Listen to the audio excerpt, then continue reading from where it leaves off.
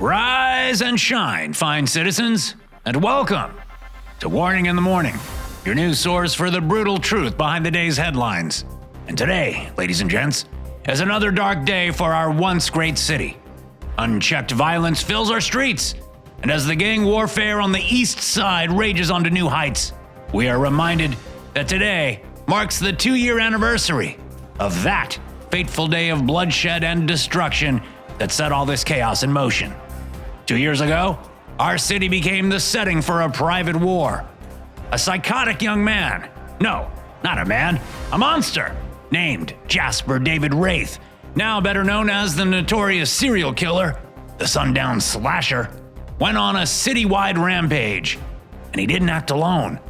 Wraith teamed up with his girlfriend, Yaroslava Volkova, the daughter of infamous mobster Viktor the Wolf Volkov. Together, they hunted down members of the Volkov crime syndicate and left behind a trail of bodies and a power vacuum in the criminal underworld that now risks tearing this whole place apart. Over 60 people lost their lives that day, including Viktor Volkov and his maniac of a daughter, whose body was vaporized in the explosion of their family's restaurant. Yikes. The Sundown slasher survived, but was apprehended. Here at the studio, we covered every day of the wild trial of Jasper David Wraith, and I, for one, was hoping to attend that SOB's execution in person. But of course, our joke of a justice system offered the psycho a plea deal. Pathetic. Wraith was given 35 life sentences and transferred down to the, how do I put this? Controversial All Saints Federal Prison. But was karma done with the Sundown slasher? No siree. Just a few months into his incarceration, he took a little fall off a 4th-story balcony and landed on his ugly head. News of that happy accident traveled fast, and I was reporting his death live on the air when the last thing any of us ever wanted to hear reached my desk. They were zipping up Wraith's body bag when somebody noticed his little finger. It was twitching. That murderous bastard was still alive, but left broken and mostly paralyzed, an impotent vessel of scorn and misery. And so he remains, chained to a hospital bed in All Saints, and now relocated to the top of the old tower in the center of the prison complex, to a cell they call the Chapel, which he shares with 2 of the other worst killers in our city's history, Nikolai Giuseppe Scarpinato, aka the Christmas Cannibal, convicted in 1976 for the kidnapping, murder, and mutilation of 15 children, and Dermot Smasher McMurrow, former top assassin of the so-called Celtic Cartel, who was caught in '98 after his infamous St. Patrick's Day massacre. The internet has given these 3 monstrous cellmates a nickname, the Twisted Trinity of All Saints Chapel. But believe it or not, there are some who don't see all these killers as the bad guys. On Reddit and 4chan and YouTube, rumors swirl and conspiracies gain traction. Lies are being spread, lies about Wraith, and there are even those who want the Sundown slasher to be set free. Sounds too ridiculous to be true? Well, joining me now in the studio is none other than Elizabeth Lovejoy, a lawyer who is now representing Wraith in the appeal process. Miss Lovejoy, welcome to Warning in the Morning. Well, I guess I should say, thanks for having me. But you haven't exactly given me a warm welcome, have you? I've had to sit here and listen to your vile misrepresentation of my client as some sort of inhuman monster. Frankly, the way you've spoken about Jasper is disgusting and highly offensive. Ah! You want to know what I find offensive? The severed head of a 21-year-old woman. That's what they found in the mini fridge of your client's bedroom. Remember? I've interviewed that poor woman's family, you know. I've witnessed firsthand the wreckage and heartbreak Wraith caused. And what you're doing right now, it makes me sick with your little GoFundMe page for his legal costs and all this social media buzz. Tell the truth. This is all really just about getting yourself in the spotlight, about getting views on your channels, isn't it? Huh. Coming from you, that is funny. And hey, I can't help it if your audience is interested and searches for my content at Lizzie Lovejoy Lawyer on all major platforms. Don't forget to like and subscribe. But that's not why I'm doing this. No. I'm defending young Jasper because I know in my heart that he is innocent. Oh, give me a break. We've all seen the footage. CCTV, cell phone videos, police body cams. There are literally hours of video evidence showing Wraith and Volkova committing mass murder. Fake news, all of it. That's all AI and deepfakes. If people just do their own research, they'll find the truth. The truth is that he's guilty, period. And to be blunt, our beloved hammerheads have a better chance of winning the Super Bowl than that psycho does of ever getting out. No offense to their fans, of course. The Sundown slasher will die in that prison next to the other two freaks, and good riddance. You don't know him like I do. No one does. I've sat by his bed in that awful place. I've held his big scarred hands and looked into his dark eyes. He can't have done those terrible things. His soul is too pure. I've sensed it. Oh, good Lord. Is that what this is all about? You're one of those kooky women, aren't you? Who fall in love with imprisoned killers? You can make fun of me all you want, but I know the truth, and so do my millions of followers. Jasper David Wraith is innocent. He was framed to protect the identity of the real Sundown slasher. Just think about it. Poor Jasper was the perfect patsy, abandoned by his mother at the age of 4, raised by an abusive relative, big, strong, working in a butcher shop. If he had only gotten adequate representation in his first trial, the jury would have learned all that. And in this fantasy world of yours, Miss Lovejoy, who do you allege was this real Sundown slasher? Oh, that's obvious. It was Viktor Volkov, the wolf. And that horrible man had bribed his way into every corner of our city government. That's why they set up Jasper to take the fall.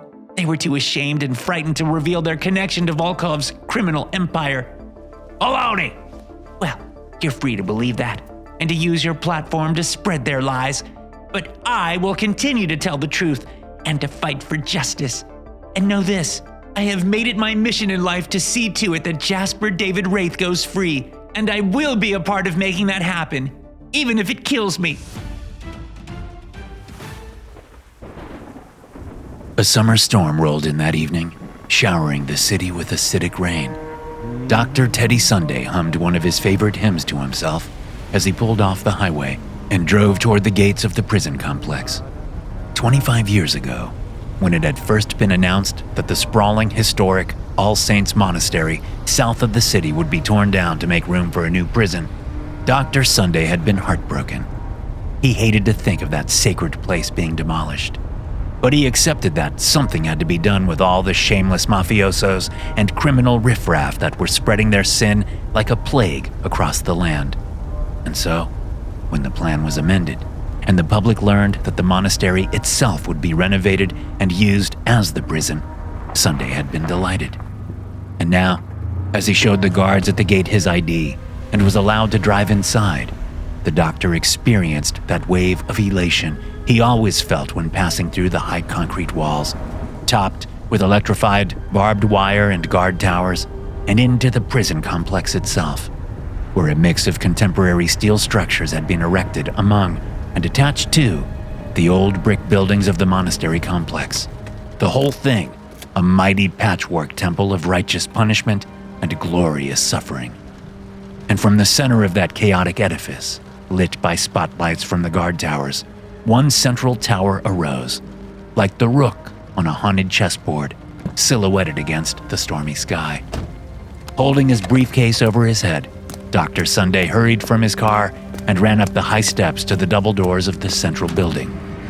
Once inside the atrium, he went through the usual security measures, handing in his car keys and watch, getting a security badge for the evening's visit, and letting the staff inspect the medical contents of his briefcase. "Thank you, boys," said the doctor, closing his case and adjusting his glasses. "Everything going okay tonight?" The security officer shrugged. Meh. There was some trouble over in the St. Luke's mess hall at dinner. Just the usual. A couple of Skull 18 members attacked the Golden Gunners table. And then somehow, 2 of the Los Piranhas ended up getting their throats slashed. There's never any reason to that shit. All the gangs in here, they just jump at each other whenever they get the chance. Bunch of psycho chimpanzees in jumpsuits. Dr. Sunday did not approve of comparing prisoners to chimpanzees, not because it was degrading for them, but because it alluded to that horribly icky theory of evolution. But he understood the officer's sentiment and wished the man a fine evening.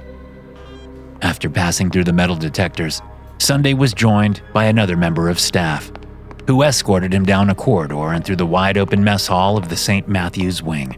This area was one of the more modern parts of the prison complex, with sleek white walls and raised balconies looking down into an open courtyard filled with long tables. As they walked on, the walls were soon made of old brick again, and the corridors smelled of mildew.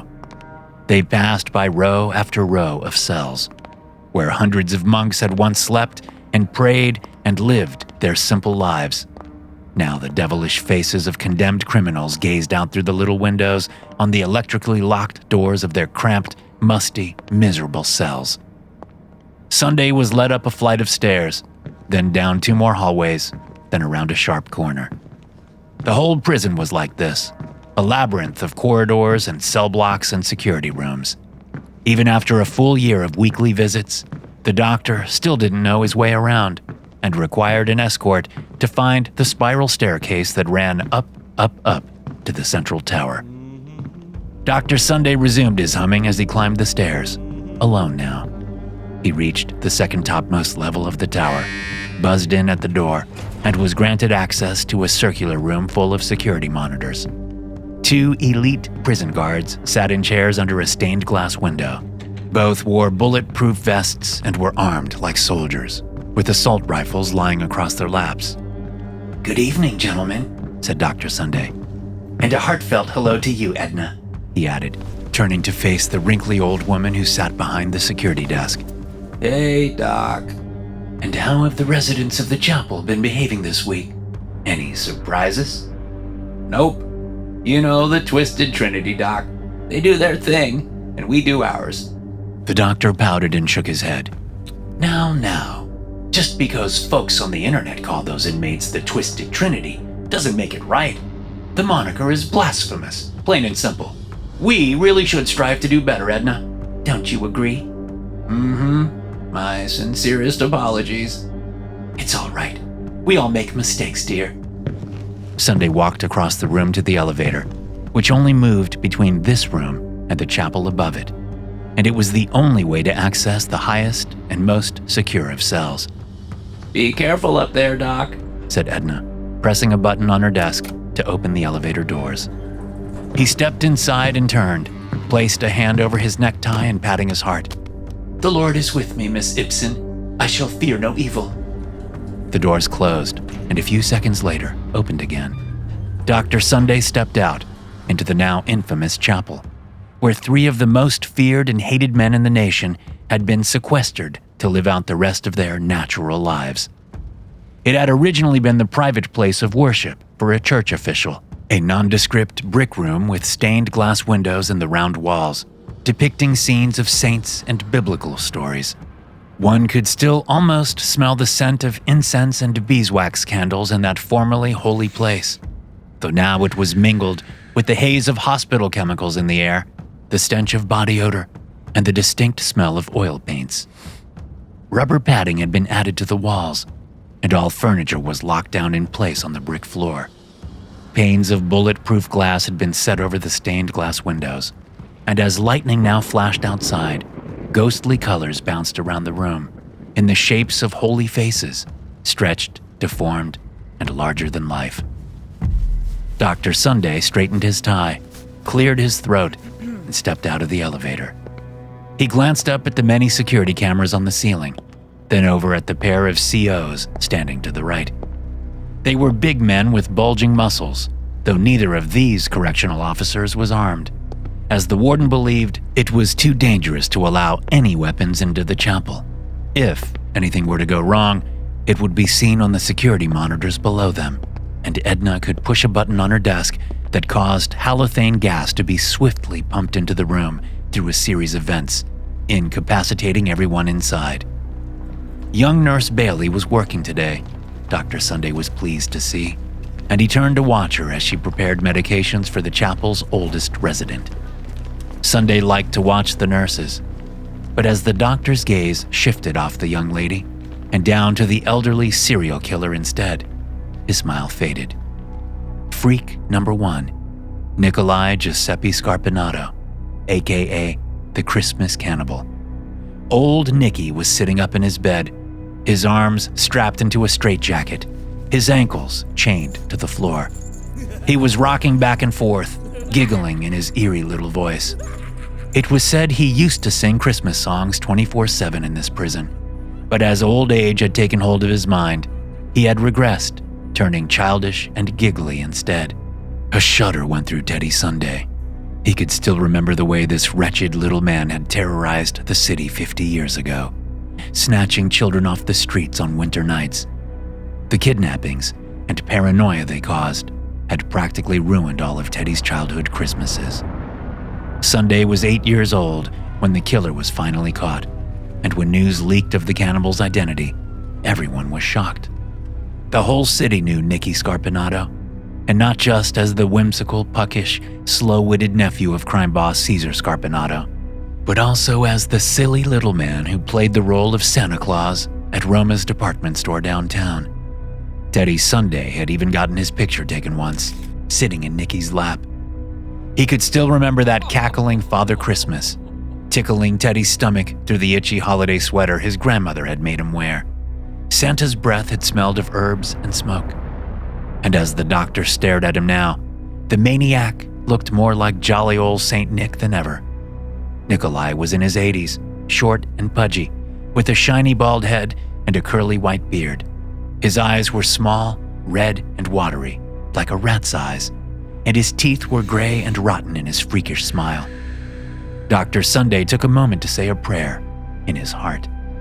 He prayed that the prisoner would die, preferably soon and in tremendous pain, and then be tortured in hell forever.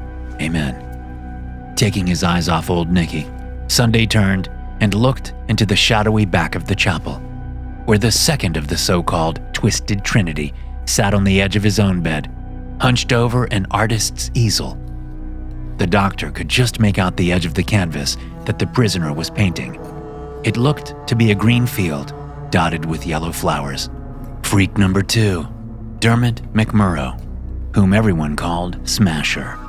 McMurrough was the strangest inmate that Dr. Sunday had ever come across, not to mention the single most grotesque-looking human being he had ever seen. Having developed pituitary gigantism as an infant, this walking nightmare of a man was 8 feet 10 inches tall, with broad, square shoulders like an ox, and hands and feet so large that no ordinary shackles could fit him. He was about 50 years old now, and had spent more than half his life incarcerated, having been convicted in 1998 for the first-degree murders of over 100 men, all of which he had committed in a single 24-hour period. The giant man's hair had not grayed with age, and was still bright red and pulled up into a tight bun atop his huge, misshapen head. The doctor considered McMurrough for a long moment, and the tubes of paint sitting out on his bed, given to him as a reward for good behavior. He also had a stack of paperback books beside his bed, and was the only one of the 3 cellmates without chains or restraints. Sunday didn't believe in all that sort of thing.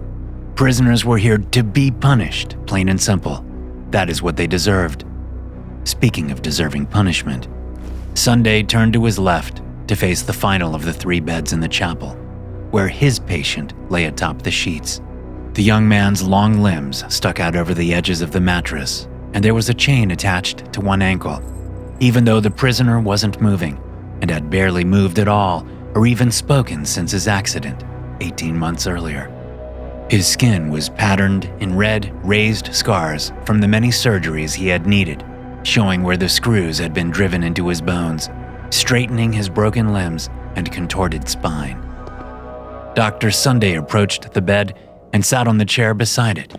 Laying his briefcase on the foot of the mattress, he leaned and lay a hand on the knee of the prisoner. Freak number 3. Wakey, wakey, Jasper David, crooned the doctor. And how is my favorite patient today, I know you're awake, my boy. Why not say hello to this kindly old doctor, who's doing everything he can to get you better. On the bed, the emaciated body of Jasper David Wraith remained motionless. Sunday sighed, and opening his briefcase, pulled on sterile rubber gloves. He smiled and hummed to himself as he withdrew a syringe and a vial of amber liquid and prepared the injection. Nurse, help me turn him onto his side. Across the room, Nurse Bailey poured a small paper cup of pills into Nicky's mouth, then walked over to Jasper's bed. She took him gently by the shoulders, and together, the nurse and the doctor rolled him onto his side. Sunday untied the back of Jasper's hospital gown to expose his spine, with its long surgical scars and the puncture marks of many previous injections showing pink against the skin. Today's dose is extra strong. My associates think it's time to speed up the process. Feeling with his fingertips between two vertebrates, Sunday inserted the needle, savoring the feel of it poking through the skin and entering the epidural space. As he pushed down the syringe's plunger, flooding Jasper's spinal cord with the burning chemicals, he was pleased to hear a tiny groan escape his patient's lips. "That's right," said the doctor, helping to lay Jasper on his back again. As Nurse Bailey walked away, Sunday leaned close to Jasper's scarred and sunken cheek. "The medication I'm giving you, Jasper David, this serum of augmented stem cells, it must surely be working by now, regenerating your damaged tissues, regrowing your nerves, making you strong. And you can try to hide it, but we both know that you have already regained sensation. So, why aren't you better? Why do you lie here like a slug? Sloth is a sin. I know you are a sinful man, full of wrath, envy, pride, and..." The doctor sucked a breath through his teeth and let his gaze pass over Jasper's inanimate body. "Lust. But sloth? Really?" The doctor shook his head. "My partners in the Far East have invested a lot into this drug trial, and they demand results. So, let's try harder, shall we? Can you wiggle your toes? Go on, just a teeny wiggle. Do it for me." Jasper did not move. Setting down the syringe, Sunday withdrew a different needle from his briefcase. This one wasn't exactly the standard plastic medipin usually used to test for sensation, but it would certainly do the trick. "Very well, then tell me, can you feel this?" Sunday pricked the long, sharp steel needle into the top of Jasper's foot. No reaction. "How about this?" He moved the needle to Jasper's shin and pushed it in, hard and fast, to the bone. The leg did not twitch, but looking back at Jasper's face, Sunday was pleased to see that the young man had finally opened his eyes. The doctor smiled. He was fascinated by Jasper's eyes. They were so dark, devoid of any gleam of humanity, like the eyes of a shark. "Can you feel this? Or this? What about this? Or maybe this?" Dr. Sunday screwed the needle into Jasper's kneecaps, into his nipples, into the fingertip of his right pinky, so deep that a spot of purple blood appeared beneath his fingernail. Jasper's left eyelid twitched, just once, just a little, but it was enough, and Dr. Sunday exhaled with joyous relief. "That's what I thought. You can start rebuilding your strength again whenever you want to. So what's holding you back? Are there not things you miss doing? Take, for example." He leaned close to Jasper's ear, and taking the young man's chin in one hand, he turned Jasper's head to face Nurse Bailey across the room. "That young woman, she's a pretty little thing, isn't she? Cute round face, slim waist, big childbearing hips, and such soft, soft hands. Aren't there things you'd like to do to her, my boy? To her flesh, inside and out? I bet it's disgusting. The awful things you think about in that sinful mind of yours. Things someone like me could never even imagine." Dr. Sunday realized he was starting to pant, and that the sweat gathering on his face was causing his glasses to slide down his nose. "Oh my!" He straightened up, shoving his glasses back into place, then clapped a hand onto Jasper's thigh and squeezed. "Well, I must be off. I'm a busy man and..." A woman's scream suddenly filled the chapel.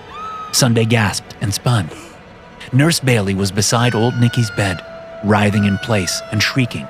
She must have been checking the prisoner's mouth to make sure he swallowed his pills, and he must have taken the chance to snap his jaws onto her soft, soft hands. Sunday's eyes went wide at the sight of that demented old man, chomping down his gray teeth into the nurse's fingers and shaking his head from side to side like a rabid animal. Get off her! Shouted the guards, running to help. But as one of them grabbed Nicky and the other grabbed the nurse to pull them apart, she screamed again. Stop! Ah! Don't pull, or he'll bite them off! Blood was gushing out, soaking Nicky's beard, and his rodent eyes glossed over in ecstasy. The guards tried in vain to pry his jaws apart. Sunday's gaze darted up to the cameras on the ceiling. He was desperately hoping that Edna was not about to gas the room. He knew how dangerous inhaling the halothane vapor would be. Determined! Help me! Nurse Bailey shouted, calling, not to a member of staff, but to the gigantic inmate in the back of the room. Startled out of his artistic concentration, Dermot, Smasher McMurrow, immediately stood and turned. Dr. Sunday shuddered as the prisoner's grotesquely distorted, primal features came into view. With his jutting forehead, wide-set eyes, bulbous nose, wide cheeks, huge rounded chin, and big pale ears, he looked like an albino gorilla with a ginger beard. McMurrow had on a pair of reading glasses, and he held a paintbrush in one giant fist, but he now set these both aside and stomped toward the commotion, his insanely massive body hunched and hulking. Dr. Sunday swallowed, expecting the worst, but the giant man only stepped up in front of the struggle, held out a foot-long index finger, and spoke one word, in a voice like an earthquake. No. At once, Nicky Scarpinato obeyed, opening his bloody mouth, then hung his head like a shamefaced puppy. Nurse Bailey stumbled away from the bed, ghostly pale and trembling, holding up her bleeding hand. The guards pushed Nicky back onto the bed and began to lash more restraints over him. The old man giggled, licking the blood from his lips and his mustache. Smasher sighed, a sound like wind in a cave, and turned to stomp back to his bed. Putting back on his reading glasses, the giant resumed painting his flowers. Dr. Sunday released a nervous breath. "Madness," he gushed, grabbing his briefcase, standing, and marching over to the injured nurse. "Come with me, my dear. That bite looks deep. You'll need stitches." He led Nurse Bailey to the elevator, and once they were safely inside, he glared at her. You should not have done that. Me? She stammered, shivering from the pain. What did I do? You called to that prisoner for help. You can't trust any of them, least of all that nasty Smasher fellow. You think he's some sort of gentle giant? Well, he's not. He is a Philistine, like Goliath of old, an irredeemable beast. As the elevator descended, the nurse grimaced and shook her head. No. Dermot helps us with Nicky. He takes care of him. You know what else he used to do? Smash people's heads! Crush their skulls with his bare hands! Oh, that's just an old, urban legend. Dermot's actually a model prisoner. They're not even children of God, those three. There's something unnatural, unholy, something of the Nephilim about them. And it is our duty to carry out the harsh justice of the Lord upon such forces of darkness. Oh, yes. The nurse did not respond, but swooned, beginning to faint. Dr. Sunday reached an arm around her waist to steady her, holding her close, inhaling the mingled scents of her coconut shampoo and the fresh metallic tang of the blood spilling from her fingers. In that moment, with the memory of Jasper's pain fresh in his mind and his arm around this vulnerable young woman, Sunday's heart was filled to bursting with gratitude, and it took all his self-control not to erupt into song and shout out a hymn of thankfulness. He really did have the best job in all the world. Upstairs in the chapel, Jasper David Wraith closed his eyes again. He hadn't really listened to anything that the crazy doctor had said. What would be the point? There was nothing much to interest Jasper in the real world anymore. He had lost all the things that made life interesting. The thrill of the hunt, the feel of his blades sinking into flesh, the orgasmic relief of the kill. Not to mention all the other things: a bedroom of his own, green tea, the internet, his '82 Lincoln Continental. Jasper had traded it all. His whole life, his body, his everything.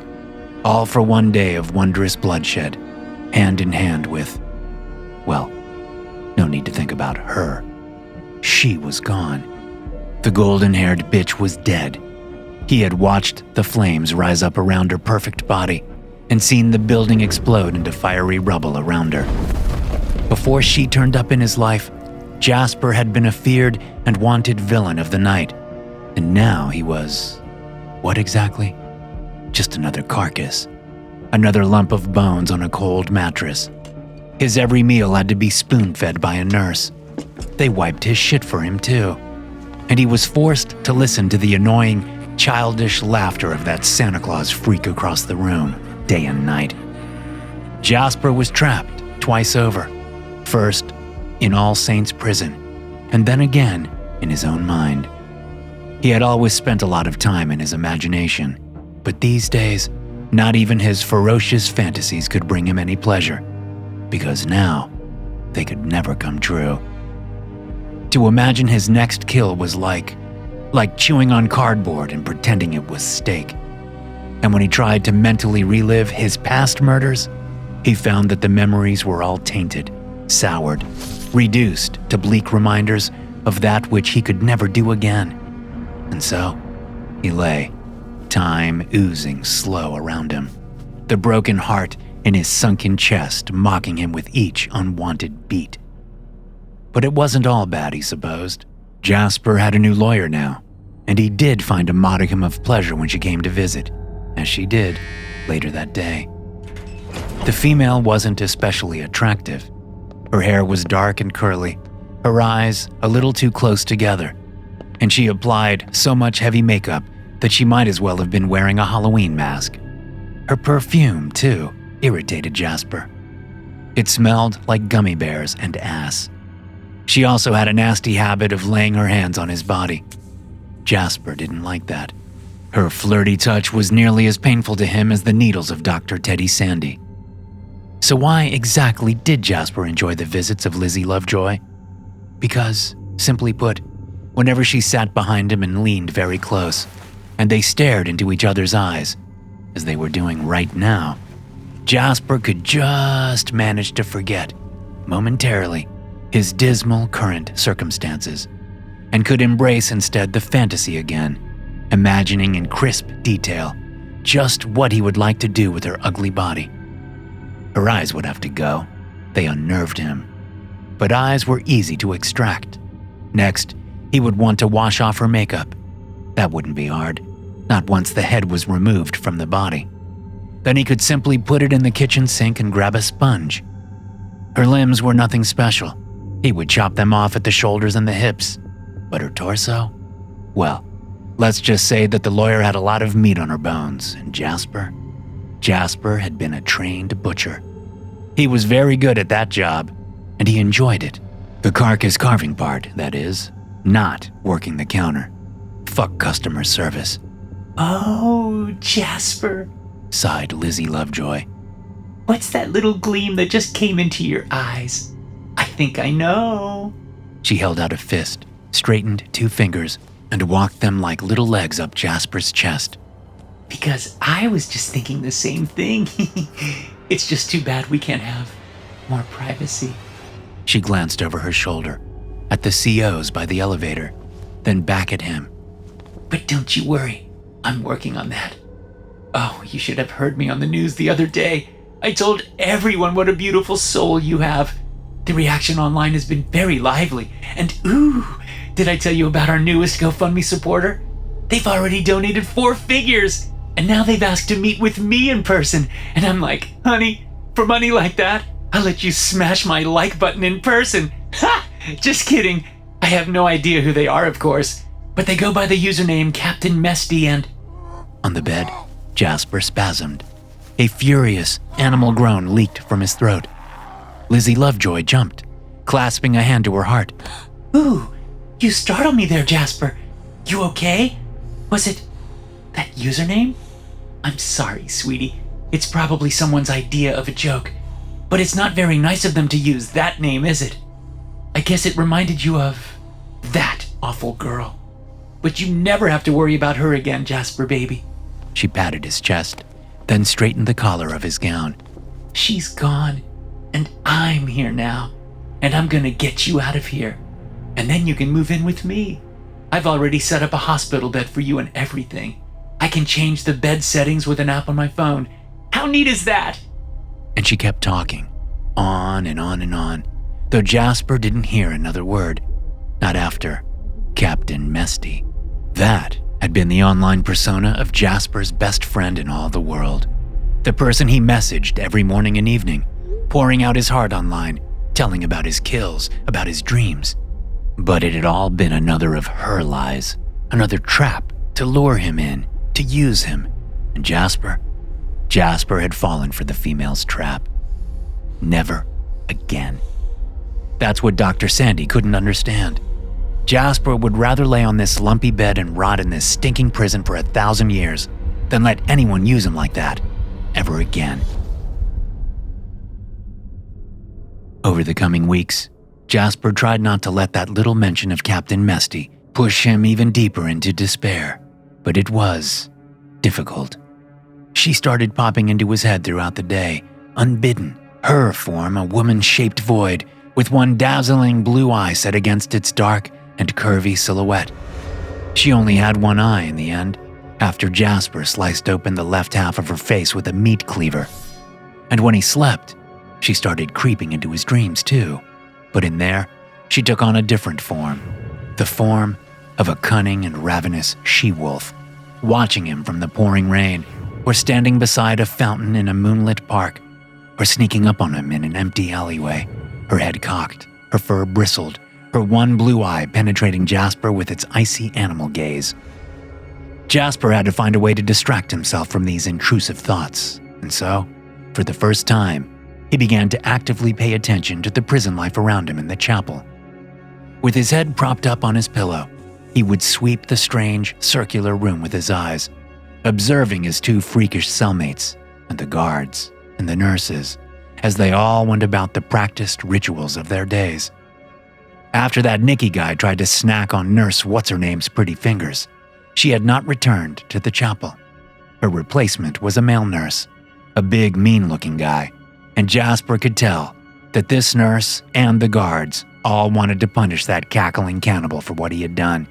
But they never did, because anytime someone got close to the elderly prisoner, who was now strapped 24/7 to his bed, Jasper's other cellmate, Smasher, would turn and give them a hard look, or point at them with a giant finger, and they would cower in place and make it clear that they were only giving old Nicky his meals, his meds, and his sponge baths. Jasper wasn't sure what to make of Dermot Smasher McMorrow. The Neanderthal-looking giant with the red beard and a top knot was truly an enigma. Jasper knew the stories, of course, and had once gone down a Wikipedia rabbit hole about the massacre the inmate was famous for. The Devil's Donnybrook, that's what they called it. March 17th, 1998, when practically the whole of the Celtic cartel was slaughtered at the oversized hands of their head assassin. Smasher certainly looked the part of a monstrous murderer. Jasper didn't know humans could even get that big, like a goddamn ginger Sasquatch. But while people like the guards and his lawyer and Dr. Sunday all trembled at the sight of Dermot McMurrow, as he might suddenly snap and rip them limb from limb, Jasper saw something else in the huge man. He wasn't sure what it was, but he knew it was not the instincts of a sociopathic killer. Smasher spent most of his day reading and painting flowers, for God's sake, and he spoke less than one word a month. So weird. Nicky Scarpinato, now there was a killer. Jasper hated him too, of course. Creepy little weirdo. But at least Jasper felt some sense of kinship in the fact that Nicky maimed and injured anyone he could when the opportunity arose. Except for Smasher, that is. Those two had a strange relationship. Smasher acted like the older cellmate's doting mother, cleaning drool from his beard and tucking him in at night. So, yeah, the chapel was a weird place. but not as boring as Jasper had first supposed. And by the end of that summer, he had almost gotten used to the routine. Dr. Sunday coming and going, with his excruciating injections and his needle fetish, and Lizzie Lovejoy with her candy-sweet words and her bubblegum pink fingernails. Jasper even began to accept that this new normal might continue on forever. It was like he had forgotten all about the world outside the prison walls. But things were happening out there. And change was coming for the men chained up in All Saints Chapel. It would happen fast and, from Jasper's perspective, out of the blue. Though with proper hindsight, the clues were all there, waiting to be found, like a she-wolf in the night, blessing the ears of all who listened to the sacred music of her haunted voice. It was the last warm day before the autumn chill set in, when everything changed for Jasper David Wraith. Sunlight was streaming in blinding rainbows through the stained glass windows, so no one in the chapel was especially surprised by the fact that Lizzie Lovejoy, emerging from the elevator and sauntering toward Jasper's bed, was wearing a pair of large, dark sunglasses. But Jasper was surprised, shocked even, by something else about the woman coming to visit him. Her smell. She smelled different, like flowers and oranges, and beneath the perfume, the flesh, the pheromones. He knew that smell. He knew her.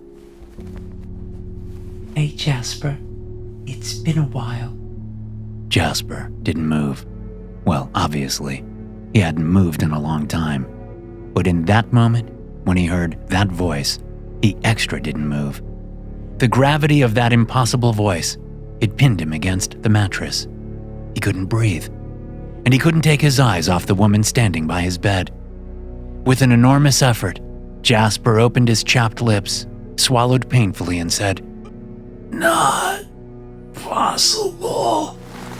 She crouched, leaning closer, her voice low and soft. "And yet," said Yara Volkova, "here I am." Checking around to make sure the staff wasn't paying close attention, Yara lifted a hand and pushed her sunglasses up onto her forehead. She had done a good job with the heavy makeup, achieving an eerie resemblance to the real Lizzie Lovejoy, and the wig she was wearing looked exactly like the lawyer's hair. But Yara's right eye, it was just as bright and blue and hypnotic as Jasper remembered it, just like in his dreams. Her left eye was missing, and the socket was empty, a dark pink void. A vertical scar ran down the left side of her face, mostly hidden under the makeup.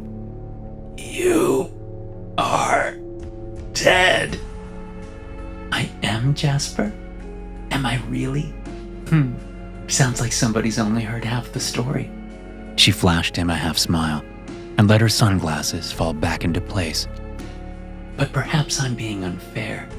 You don't know what really happened, what's been happening."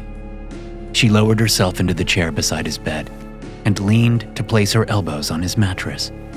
"And what's more, I used to think it was true too, that Yara Volkova was dead. The way Charlie explained it to me was that Yara died in that fire, and that the young woman he pulled out the back of that flaming building, seconds before it exploded, was someone else.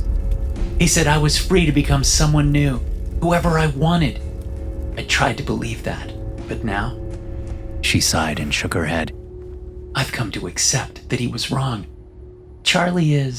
He's loyal, and his family is unbelievably friendly, but he's wrong about a lot of things. Now wait, do you even remember Charlie, Jasper? I'm not sure you two ever actually met. He's my driver, and my savior, and probably my best friend in all the world." Jasper was still too much in shock to say anything. Even his thoughts had ground to a halt, frozen in his mind, like his body was frozen on the bed. "So, yeah, I'm alive. As for your lawyer, the doughy-eyed Elizabeth Lovejoy, well, I'm afraid that she is not. I visited Lovejoy's office this morning. See, I'm a big contributor to the Free Jasper David Wraith campaign, and she was all too happy to schedule a meeting with me. And then I killed her." Jasper's eyelids twitched. "No doubt you were wishing to do that yourself. But if it's any consolation, I did my best to honor you in her killing. She leaned in closer, a twinkle in her eye. I cut off her head, Jasper. Can you believe that? Me! She grinned. He gazed back, taking in a shaky breath, feeling the skin tingle across his whole body beneath the papery hospital gown. You always made it look so easy, chopping a person apart. But it took me a while. The spine is really tough. I managed it in the end, but I don't think it's for me. I'm far more comfortable with guns. Jasper blinked and was confused to feel something wet on his cheek. His eyes were watering. Fuck. Yara gently wiped the tear away with her sleeve. It's okay, Jasper. I know you're still angry with me. I don't blame you. After how everything went down, how we ended things, well, breakups are never easy. And I am sorry to surprise you like this, but something's come up. And frankly, I need your help. Jasper heard a sound, like a growl, rising up, and realized it was coming from his own throat. Hear me out, Yara whispered. This won't be like the last time, I promise. Back then, I was manipulative, even if what I felt for you was real. So I'm sorry. But I want to be forthright with you this time, and to make it a fair trade.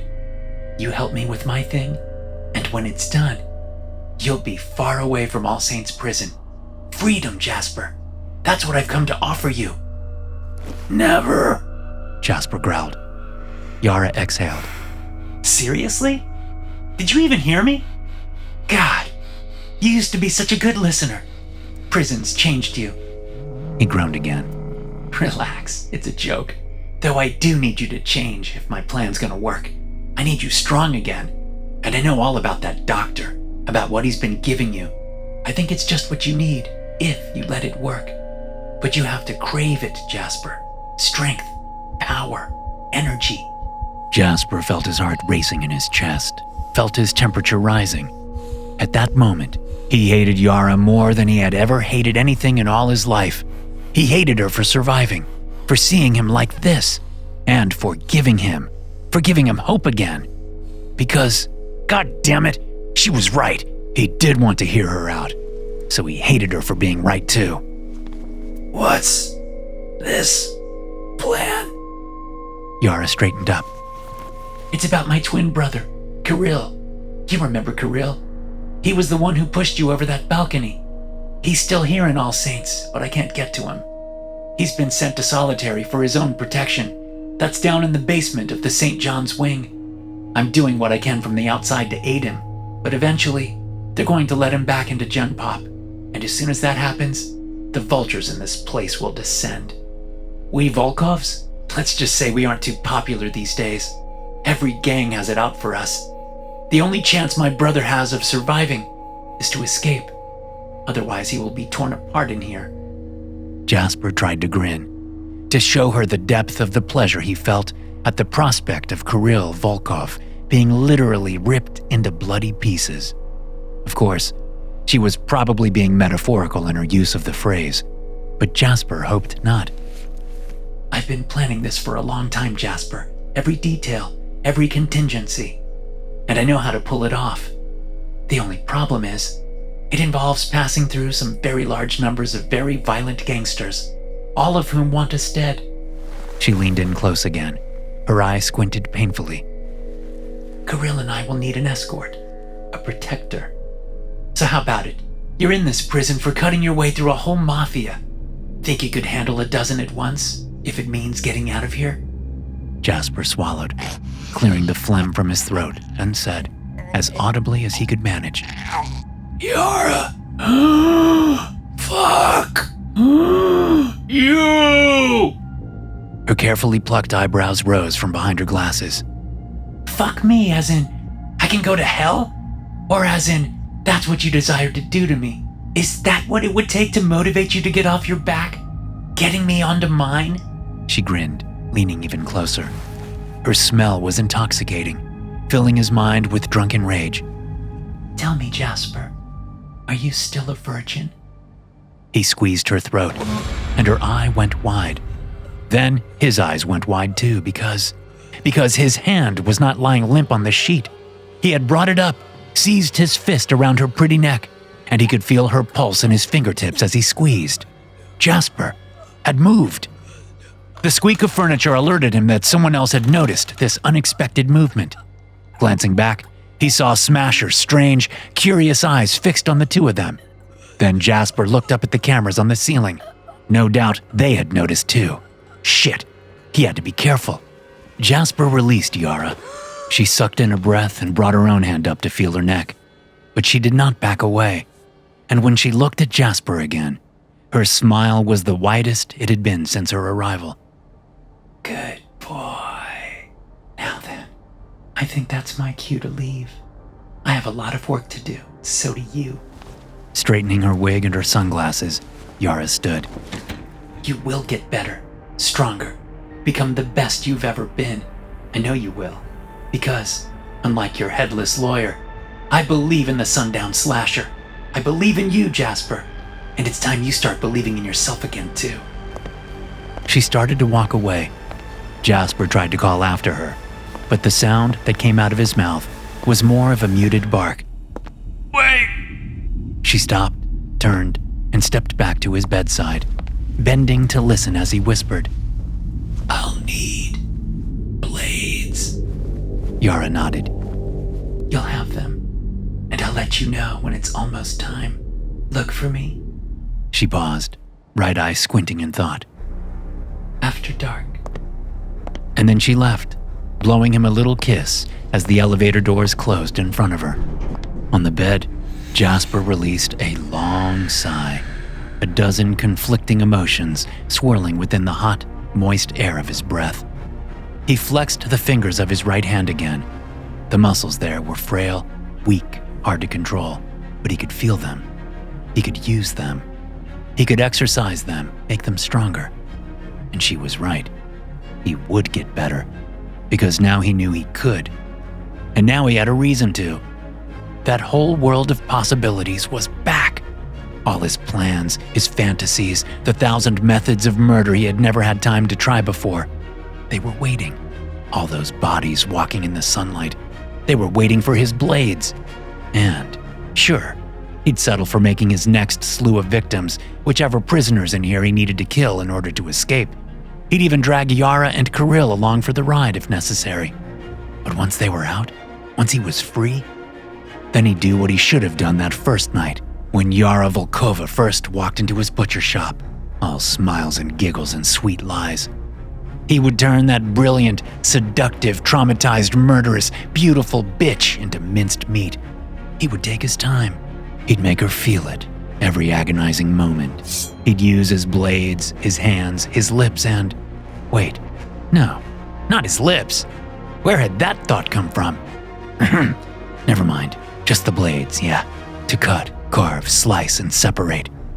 Yes, he would pay Yara back for everything she had done to him, taken from him, and he would use her pain to fuel his resurrection. The second coming of the Sundown Slasher was at hand.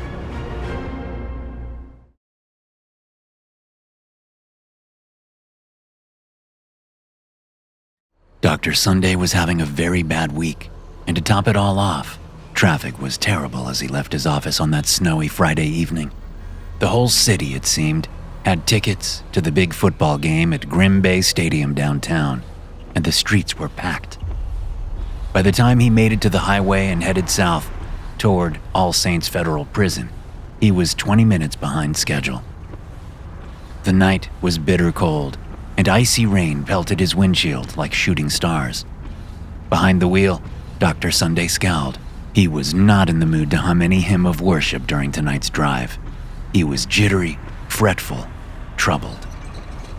And as he checked in at the gates and parked, he experienced none of his usual jubilation at the sight of the prison complex or the tower rising over the central building.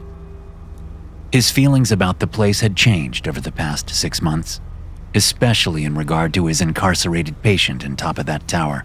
The experimental drug Sunday was giving to the inmate there had finally started working, but perhaps they had worked too well. Teeth chattering from the cold, he hurried up the steps and through the double doors, then passed through security in the atrium. and was led through the labyrinth of corridors and stairwells until he reached the tower.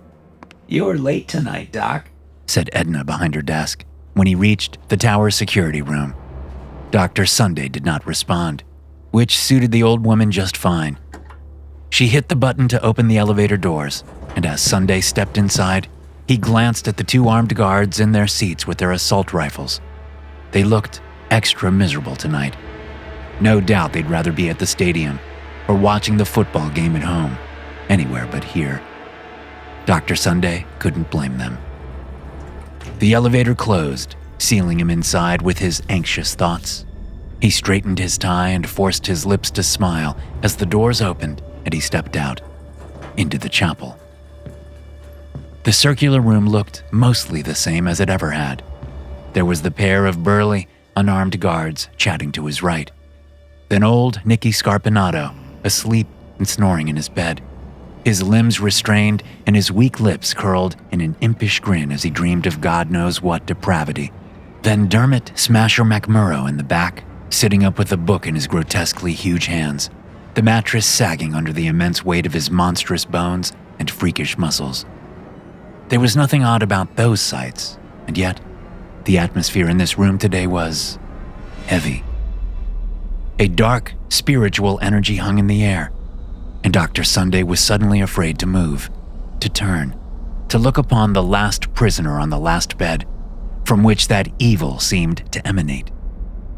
Telling himself that he was just being silly, the doctor turned to face Jasper David Wraith, and he froze, his mouth hanging open in confusion. It took Sunday several seconds to figure out what exactly he was seeing. Jasper, no longer dressed in a papery gown, but in a vibrant orange jumpsuit, was out of bed, though of course his chains meant he couldn't go far. He was performing a handstand beside the bed, his bare feet in the air, arms straight, facing away from the doctor, and the whole of his weight was held up by only his splayed fingertips on the brick floor, so that his hands resembled two pale and brawny spiders.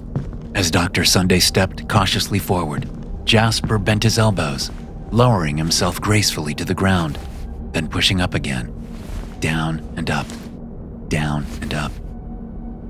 "Well then, it's good to see you're getting your exercise, Jasper David." Jasper bent at the waist, setting his feet down, then stood upright, his chains rattling.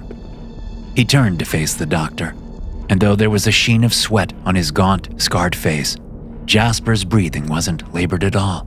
"Hello, Teddy," said Jasper, his gaze on the doctor's necktie. Dr. Sunday felt himself blushing. "I believe it would be more appropriate for you to continue addressing me as doctor." "You believe all sorts of bullshit, Teddy." Jasper sat on the edge of his bed and pulled on his gray slip-on shoes. "You're late." "Yes, well, it's been a long, strange day. Everything feels off." "Yeah, I feel it too. And when the sun was going down, I felt all," he held up a hand and wriggled his fingers, "tingly." Dr. Sunday looked down at his briefcase. Instinct told him it was a bad idea to continue with his usual duties this evening, and that it would be reckless to give Jasper so much as one more drop of the serum. The men who were funding the research might be thrilled with the results he was now getting, but they didn't have to sit beside the patient, whose blindingly fast reflexes had returned, and whose muscles, though lacking their original bulk, had nevertheless grown tough and tight, like coiled ropes beneath his scar-crossed skin. Bracing himself against these fears, Sunday opened his briefcase and pulled out the syringe and the little bottle. But just as he turned toward the bed, and as Jasper's eyes looked up to meet his own, the lights in the chapel went suddenly dark. Dr. Sunday gasped, and the guards both made sounds of surprise. The lights in the tower were never turned off. They stayed bright and glaring, 24/7, 365. Sunday held out the syringe like a weapon, shaking in terror, and was on the verge of screaming when the lights flickered back on. Still panicked, the doctor turned in place, expecting some horrific scene of violence to have erupted in those few seconds of darkness. But all three prisoners remained in their beds, unfazed. "Must have just been a little power surge," said Dr. Sunday. "From the winter weather, maybe. So, yes, That's all it was. Mused Jasper, and his lips twitched into something not unlike a smile. After dark. That's when she said she'd come. The doctor looked at him. What? Who? Jasper's gaze drifted up, settling on Sunday's pale and trembling face. The angel of death. Sunday swallowed. Is that supposed to scare me? Jasper shrugged. He turned and pulled the top of the jumpsuit down over his shoulders, then slouched forward, exposing his upper spine. I'm ready, Teddy. Taking a shaky breath, Dr. Sunday performed the epidural injection. Once it was finished, Jasper rebuttoned his jumpsuit, then settled back against his pillows, watching as the doctor hurriedly packed up his briefcase to leave for the night. Now that the harbinger of his emancipation was coming, and Jasper had no doubt that Yara was on her way, perhaps even already in the building, he was feeling pretty good, actually. Jasper had done a lot of waiting in this prison, and while at first it might have felt like endless torture to his mind, that had all changed. These past 6 months, since Yara's visit, had been different. Not only had he regained his strength, his alertness, and his ability to sense and react to any threat, his time here in All Saints had also given Jasper a new power: patience. So while he might be eager for the night's violence to begin, he wasn't restless or agitated at all. He was only ready. Well, I'd better hit the road before the snow gets too heavy, said Dr. Sunday, clasping shut his briefcase and adjusting his bifocals, trying to sound casual. The Hammerheads are playing downtown tonight, and you know how rowdy the city gets if our team wins a home game, or if they lose, come to think of it. I plan to be safe in my bed by the time. Behind Dr. Sunday, the elevator doors rattled. The doctor and the guards all turned to look, wondering who would be coming up at this late hour. Jasper looked too, though of course, he did not have to wonder. The one-eyed she-wolf had arrived. In Jasper's eyes, her entrance seemed to happen in slow motion. The elevator doors peeling open, the armed woman springing out, turning, raising the assault rifle held in her hands. She was dressed in all black and for some reason wearing a gas mask. Before either of the guards could do anything but blink, she fired a burst of bullets into their chests and faces. They fell backward with grunts, hitting the padded walls and slumping together in a heap on the floor. In the center of the room, Dr. Sunday squealed in panic and dropped his briefcase as he raised his hands into the air. Yara spun at him, but Jasper jumped to his feet and shouted, "Wait! This one is mine." Behind the plastic face shield of the gas mask, Yara looked at Jasper and nodded. Dr. Sunday backed up, hands raised and trembling, the crotch of his pants going dark with urine as he bumped into the wall and flattened himself against it. Jasper looked from him to Yara. She reached up and removed her mask. "Hey!" Jasper stared at her. "Hey yourself." Her face glistened with sweat, and the scar on her left cheek stood out, dark pink against her pale skin. Her golden hair had been cut short, he saw. She had a second assault rifle slung behind one shoulder. "What about them?" she asked, turning to aim her gun, first at Nicky, who was awake now and sitting up on his bed, gray teeth bared in a nervous smile, then at Smasher, standing like a behemoth statue in the back. "The big one might be useful, if he's willing to cooperate." Jasper considered his cellmates. "Then I think we'd need to take the little one too. They're sort of a package deal." Yara lowered her gun.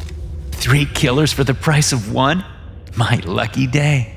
Smasher approached from the shadows, moving with unnerving quiet, considering his bulk. He came right up to Jasper, looming over him. Jasper was 6'6", but 2 years in bed had gotten him used to looking up at people, so he wasn't especially intimidated by the 8'10" prisoner. "You want to get out of here?" Jasper asked him. Smasher's gorilla-like face wrinkled with a crooked smile. He lowered himself to one knee, took hold of the chain around Jasper's ankle, and snapped it with ease. As he rose and moved to unstrap Nicky from the bed, Jasper turned to the doctor flattened against the wall. "What's up, Doc?" Dr. Sunday shuddered, his bifocal sliding down his sweaty nose. "Whatever you're doing, Jasper, do it fast," said Yara behind him. "I deactivated the cameras in here, so we can expect security officers to be on their way to investigate. And that elevator is set to go back down in She checked the plastic wristwatch she was wearing. 3 minutes. Anybody leaving needs to be on it. Jasper's eyes locked onto the doctor's very stabbable face. He doesn't deserve fast. Well, we don't all get what we deserve, do we, Jasper? You don't need to hurt me, Mr. Wraith, stammered Dr. Sunday, holding out both hands as Jasper advanced. I'm no threat. And don't forget, it was my medication that helped you, plain and simple. Without my visits, you would still be lying in your bed. Jasper had snatched his fists around both of the doctor's hands and squeezed, bones bent and tendons strained. What's the matter, Teddy? Can you feel this? What about this? Jasper squeezed and twisted, wrenching both arms straight and snapping them backward at the elbows. The doctor squealed and fell to his knees. What about this? Jasper drove his forehead down into the man's face. Well, doctor, any sensation? How about... Jasper leaned and grabbed him by his necktie and belt and lifting him into the air, held him over his head. This! He slammed Sunday down onto the bed, smashing the mattress through the frame so that it crashed onto the floor. The doctor grunted and gasped desperately for breath. Wait, don't, he moaned through bloody teeth. I know things. Jasper leaned over him, head cocked. Do you now? Let me guess. The pearly gates of paradise await me. If only I spare your life and confess my sins. But if you really believed in that, Teddy, why do you look just as afraid of death as anyone I've ever killed? The doctor opened his mouth, stammering. I... Jasper raised both fists into the air, baring his teeth as he went to strike. Your birth mother! Jasper faltered, his arms frozen midair. She abandoned you, and your aunt said that she overdosed, but that was a lie. Jasper lowered his arms. What are you talking about? Wincing in pain, the doctor sat up. I found her. Her name. Teddy Sunday's face imploded as Yara's bullet punched through it. His neck snapped back, and his broken body flopped onto the mattress. Jasper's eyes bulged. He spun to Yara, but she aimed at him and shouted, We need to go! Right now! But he said, Think, Jasper. He was just trying to distract you, to waste your time until security gets here. Don't you see that? Jasper stood rooted in place, his chest rising and falling. Come on, said Yara, lowering the rifle. He watched her walk to the elevator and get in. Smasher and Nikki were already inside, the former giggling excitedly, the latter crouched. He could barely fit. It's now or never. Jasper groaned through clenched teeth, then moved to join them, squeezing into the last bit of space beside Yara. He could feel his arm against his and smell her perfume. I missed you, Yara whispered. Jasper's eyes twitch. I still hate you. She sniffed a little laugh. I know. And, he went on, feeling his cheeks growing warm. I think your long hair looked better. Yara sighed. So do I. The elevator doors closed. Fuck, thought Jasper. What had possessed him to say that thing about her hair? Idiot. Yara looked up and around at the three of them. Do you all know what they call you guys online? The Slasher, the Smasher, and the Christmas Cannibal. Together, you are the twisted trinity of All Saints Chapel. Jasper considered this as they descended. He didn't hate it. Having passed through the upper security room, which Yara had already cleared, and onto the stairs that spiraled down to the prison proper, she removed the second rifle from her shoulder and held it out for Jasper to take. You said you'd get me blades, and I've arranged for that. But first we need to get to the basement of the St. Mark's wing, so take it. Jasper did so, wincing at the feel of the unwieldy instrument of war in his hands. Any asshole could pull a trigger. Where was the fun in that? As they approached the bottom of the stairs, a group of guards with drawn pistols moved into view from down the hall. Yara was ready for this and fired a spray of bullets.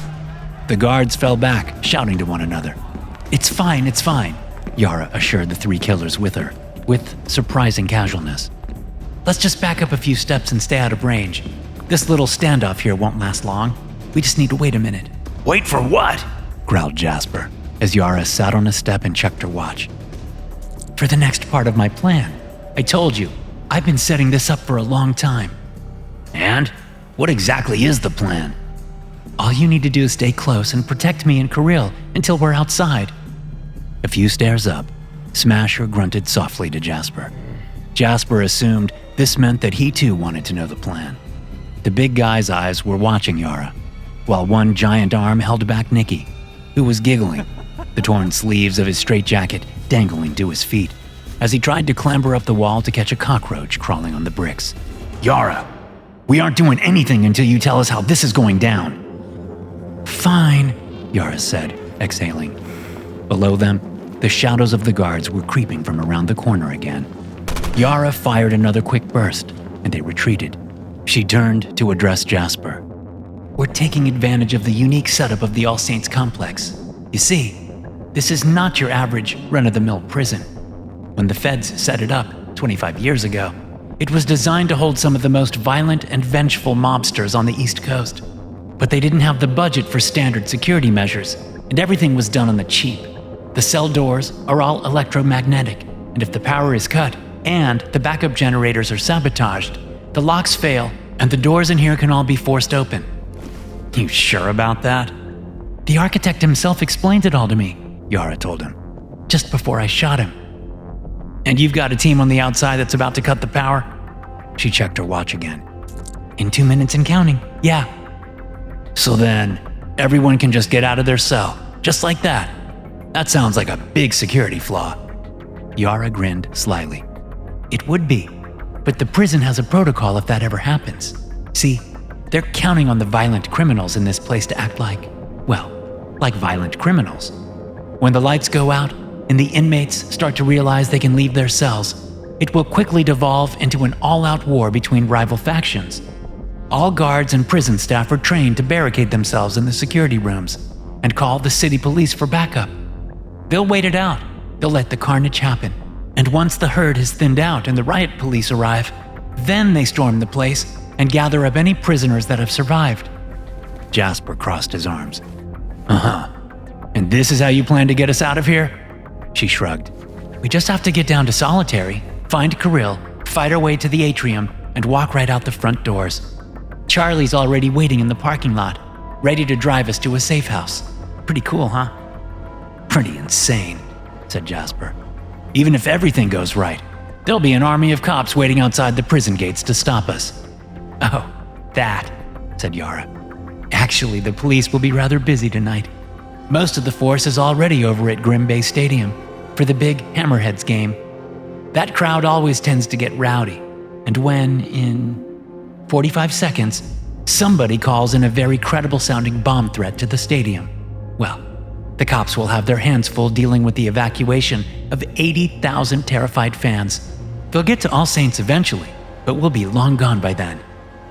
You've thought of everything, said Jasper, convinced that, even if this were true, she hadn't told him everything, and that she might not have any plan to take Jasper with her if they made it, much less his two cellmates. Yara shrugged. I've done my best, but there's still the little matter of, the 1,000 homicidal inmates who will be swarming through these halls and who will stop at nothing to kill a Volkov. That's why I need you. Jasper bowed his head to her ear. But why do I need you? What's stopping me from going to the front doors as soon as the power's out? Yara smirked. Good luck finding it. This place, it's designed to mess with your head. It's a maze, Jasper. There's no simple path from point A to point Z, and it'll be dark and chaotic. But I know where to go. I've studied it for months. Every hall, every cell, every shower. I've got it all mapped out. She tapped her head. Right here. We need each other for this to work. Fair enough, Jasper thought. But once it worked, when they were out, who would make the first move to take out the other? That was a game he and Yara had played once before, ending in a stalemate that had each mistaken for a victory. A rematch seemed appropriate. Okay then, Jasper nodded, flexing the muscles in his arms and legs, prepping them for battle. Let the games begin. Outside the prison, snow had begun to fall in earnest, dimming the beams of the spotlights with a billion swirling flakes. In the guard towers on the wall, The guards sat shivering and breathing into their cupped hands. Most were watching the football game on their phones and super stressed about how much they wagered on a victory for the Hammerheads. So it took them a moment to register that every light in the prison complex had just suddenly gone out. In an instant, All Saints had been cast into the Dark Ages, as it were, reverting that Bastille of modern punishment back into an antique maze of murky corridors. Only the men now emerging from the cells were not monastics, and the sharp and deadly objects they carried were certainly not rosaries, and they were definitely not on their way to confess to sins, but to commit them. Jasper followed Yara through an echoey hallway, around a corner, and down a staircase leading into musty darkness. They had switched on the flashlights at the end of each assault rifle, and used these beams to navigate the cursed labyrinth, shadowy figures scurrying out of cells around them, looking for enemies or rushing to join allies. It had all happened fast. The panic, the guards running to seal themselves in their security rooms, the many whispered oaths of retribution from prisoners as they seized the weapons hidden in their cells and charged into the darkness. Skirmishes were already breaking out all over. They could hear them echoing through the building, shouts and grunts and furniture being moved to make barriers. Ahead of them, a prisoner emerged from the darkness, coming up the stairs. He blinked in their flashlight beams, startled, and raised a wooden shiv. Yara took him out. "Hurry up, you two," Yara called back at Smasher and Nikki as she and Jasper reached the bottom of the stairs. The four moved on, passing into a low-ceilinged hall. 10 bodies lay in bloody pools on the floor. Jasper aimed his flashlight at the corpses. All their throats had been cut. Yara was right. This place really had devolved into an all-out war, and quickly. "Where exactly are we going?" "Just through here." Yara led them to the end of the hall, where a pair of heavy double doors were closed. Jasper pushed on them, but they didn't move. "Someone's barricaded the other side. It's not budging." Yara didn't seem too concerned. "Mr. McMurrow," she said, turning to their massive companion. "Would you mind, living up to your nickname?" Smasher nodded, and as he stomped quickly toward the doors, Jasper moved aside, expecting to see the huge man give the doors a few good shoves. Instead, Smasher did not slow down, but marched stoically onward, moving through the doors. "That'll work," said Yara, raising her gun. They entered a vast, low room. Jasper aimed his rifle left and right, its flashlight beam glinting in dark droplets of water that dripped from cracks in the ceiling. At the edges of the room, just visible in the dimness, many bunks had been stacked against the walls. Jasper squinted and thought he could see motion, as if men were crouched and waiting to attack. "This looks like a trap," he whispered to Yara. "It's a business meeting." Jasper watched as Yara walked into the center of the open cell block and lowered her rifle. "It's all come to pass like my messages said it would," she called out. There was a heavy moment of silence. Then, "What is the golden rule?" called a deep voice from somewhere in the darkness. "That those who carry the golden guns make their own rules," Yara answered. Jasper didn't know what the hell to make of any of that, but whatever it meant, it caused dozens of prisoners from every side to climb out from the piled bunks and collect in a half circle around Yara. Jasper walked up to her side, his finger ready on the trigger. "Are these guys friends of yours?" he asked her in a whisper, scanning the men around them, who were all black with dreadlocks and rather impressive muscles. "New business associates," Yara told him. "Jasper, hand them your rifle." Jasper whipped his head to look at her. "What?" She nodded. "If you want blades, then this is the price." His face twitched in frustration, but he obeyed, handing the gun to a man in front of him. The gang began to chuckle and clap each other on the shoulders. Yara gave them 2 additional clips of ammo.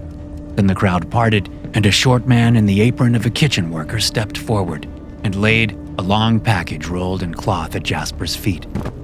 With that done, the men turned as one and moved off down another hall. "How do we know they won't use that to shoot us in a couple minutes?" Jasper asked Yara. "Because there are 200 racist skinheads upstairs, and the Golden Gunners would much rather use the bullets on the members of Skull 18 than on us. Now then, my gift to you." She aimed her rifle's flashlight at the package on the ground. Jasper crouched, took hold of the corners of the fabric, and unrolled it. Metal objects clinged and clanged, glinting like treasure in Jasper's vision. It wasn't exactly the best weaponry he had ever seen, but it would do. Jasper picked up a pair of long iron nails, sharpened into deadly spikes, and shoved them through the edges of his jumpsuit for easy storage.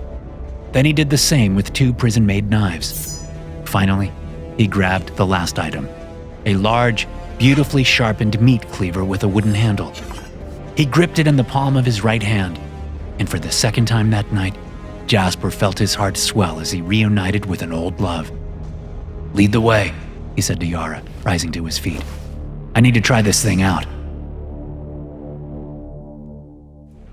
A dozen prisoners, each bearing the distinct tattoo of a deer's skull and antlers upon their left cheek, had gotten themselves lost in the lower levels of the St. Mark's wing while seeking out their rivals in Los Piranhas for a bit of bloody revenge. As these men bickered amongst themselves and fought over who would get to hold the flashlight they had taken from a dead CO upstairs, one of them shushed the others. "Shh! You guys hear that? It's coming from over there."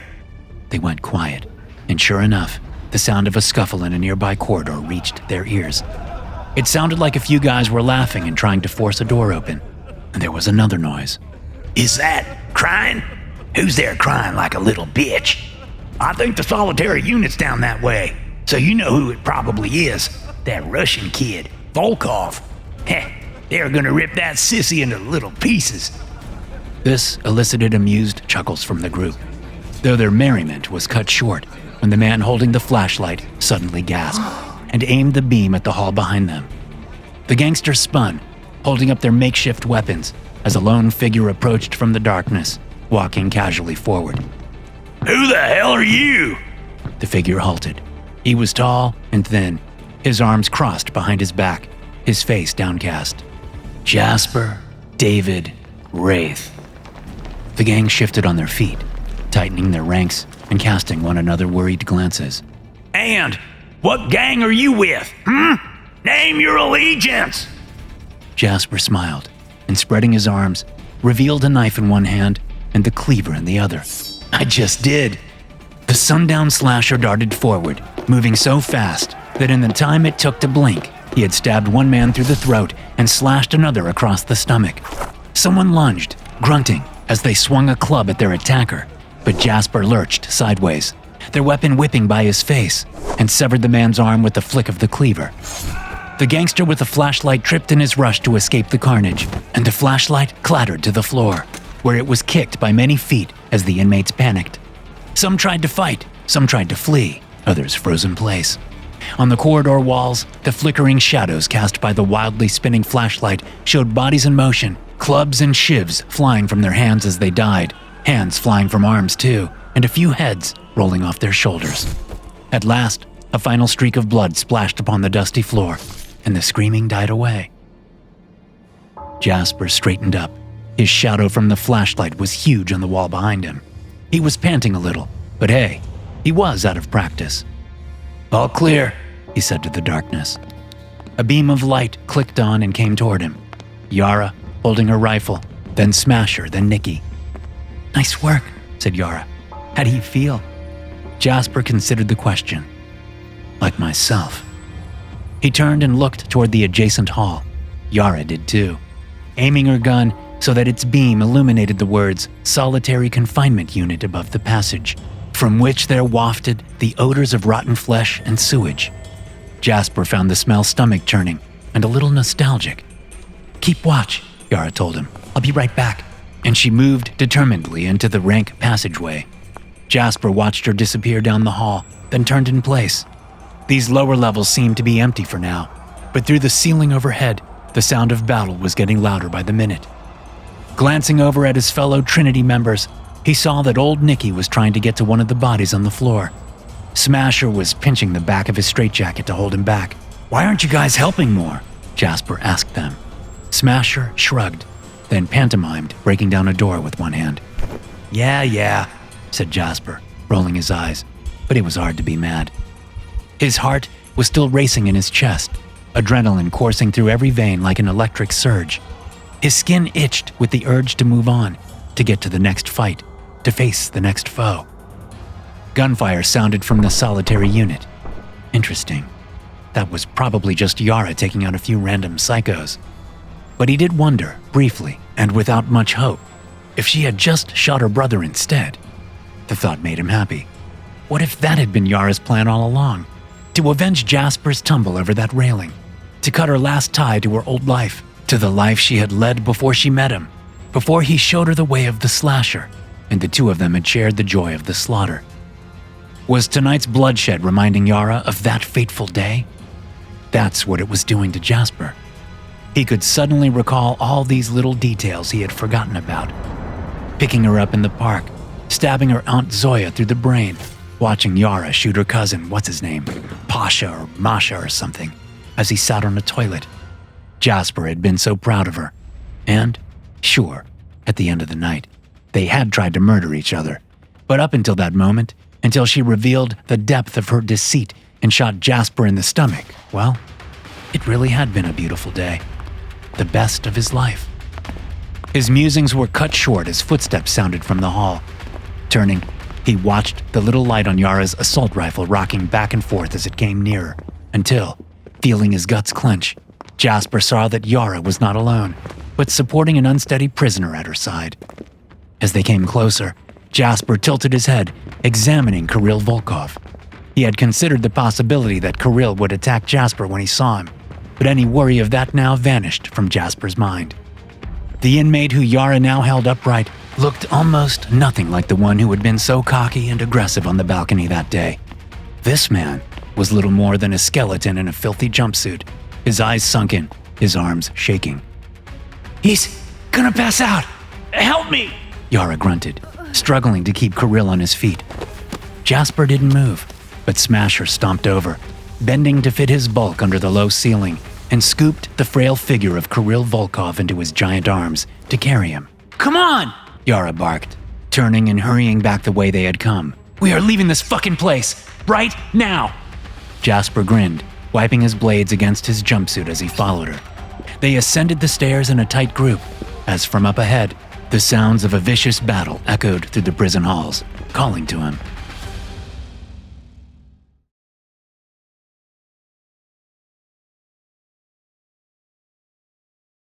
The grand battle of what would go down in mobster history as the All Saints Civil War was fought amongst the long dining tables on the ground floor mess hall of the St. Matthew's wing of the prison complex. As snow swirled above the skylights high above, casting a dim and ghostly glow upon the fray, hundreds of prisoners, belonging to a dozen different criminal fraternities, were engaged in bloody combat, wielding clubs and shanks of every sort, and spilling so much blood that the white tile floor would forever after be stained a shocking shade of vibrant pink. And on the balconies of the levels above, watching the battle like spectators in a stadium, stood many of the older and more mellow inmates. Some of these men were cheering, others attempting to shout instructions to those combatants that represented their own criminal interest. One particular old prisoner leaned forward over the railing, peering beyond the battle to the northern entrance of the mess hall and the strange figures who had just emerged there. The elderly mobster's name was Romulus Scarpinato. He had spent the last 50 years behind bars and had been over 50 years old when first arrested. In other words, he was old. Very, very old. And though his sallow skin hung in veiny curtains from his jowls and arms, his eyes were still keen as an eagle's eyes, and his mind was as sharp as an eagle's talons. "Well, well," hissed the old mafioso, watching the four shadowy figures moving cautiously into the mess hall, trying to avoid attention. Romulus grinned and straightened up. The orange jumpsuit he wore had been altered, the right sleeve and a section of the shirt removed at an angle, and so made to resemble a sort of toga. He now raised his bare right arm above his head, placed his left hand over his heart, and called out, like some wicked emperor of old, "Silence, everyone!" Hundreds of sweaty, blood-splattered faces turned to look up at the centenarian mobster on the balcony. "I know we all have our grievances with one another, and like you, I am grateful for this opportunity to air them, but I believe a temporary ceasefire is now in order. Turn and behold these latecomers. It seems the so-called Twisted Trinity has joined our party. The sea of furious faces turned to stare at the newcomers. Yara, Jasper, Nikki, and Smasher with Carrill in his arms, all froze in place. Look upon them, my brothers in crime. Look at these men who slaughtered many a fine gangster in their turn, and caused our noble empires to crumble. And not for family, or the righteous cause of golden power, no, but out of meaningless rage. Like Wraith there, the Sundown slasher, whose actions have brought chaos to the streets of our city. And there, the Child Eater, the curse of Yuletide. Buena sera, Nikolai. Bet you didn't think you'd ever see me again, eh, cousin? The beady eyes of old Nicky blazed up at the mobster overhead, and the cannibal licked his lips. And then there is the Celtic giant here, the infamous architect of the Devil's Donnybrook. And who's this, cradled in the giant's misshapen arms? 'Tis the Volkov boy. Who among you, I wonder, will have the luck to skin the last wolf, eh? Oh, what happy chance that they should all gather thus before us and meet our unified retribution. Set aside your differences, my brothers. Lift up your hands, your shivs and shanks and mighty clubs, and let's send these bastards straight to... Yara's bullet hit the old man between the eyes. He rocked backward once, hands seizing on the railing, and then went forward, toppling over the edge, and crashing to the tables below. The army of startled faces all turned from his broken body to the silhouettes of the Twisted Trinity and the unknown woman that was with them. Yara lowered her smoking rifle and looked to Jasper. Well, the moment's arrived, Jasper. Think you're ready to... Jasper roared, charging forward in a dark orange blur as the wall of gangsters rushed to meet him. Jasper ducked below a swinging club, slashing open the assailant's guts with his cleaver, then stabbing his knife into another's neck.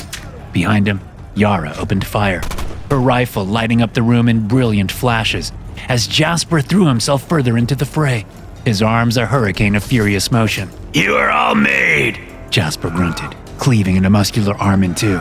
Of meat. Someone threw a chair. Jasper punched it midair, smashing it to splinters.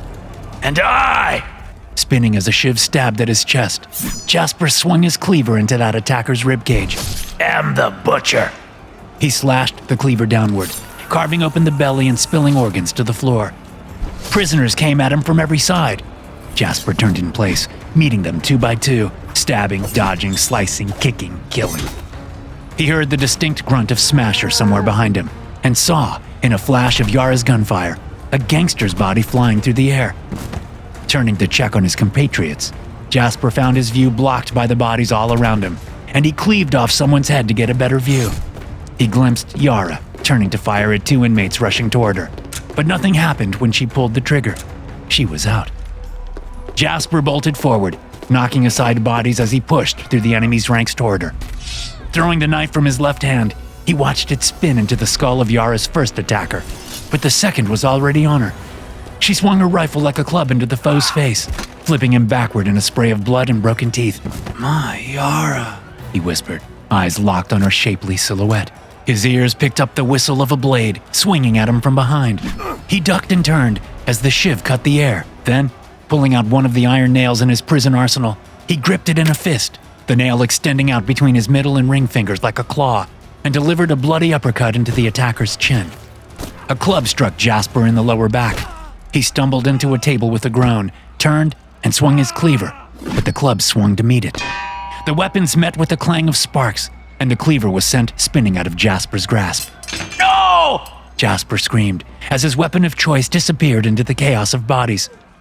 Refueled with glorious rage, He grabbed the second iron nail in his other hand, and crouching into a boxer stance, he marched forward, jabbing out with his spiked fists, hammering man after man after man as he wove through their ranks. Chest, skull, chest, chest, belly, skull, face, face, face, face! Blood misted the air around him, swirling like the snow outside the skylights, and time seemed slow, almost to stand still in Jasper's mind. His breath came deep and rhythmic. This was his meditation, his nirvana. He had almost forgotten the bliss of it, the power of sharpened metal in his hands, the joyous ache in his muscles, and tension in his brain as he called upon the full measure of his predatory instincts. Help! The sound of Yara's scream broke him from his musing, and he ran in her direction, weaving left and right, and throwing out a few final punches before he broke from the ranks, skidding back into the open north end of the mess hall.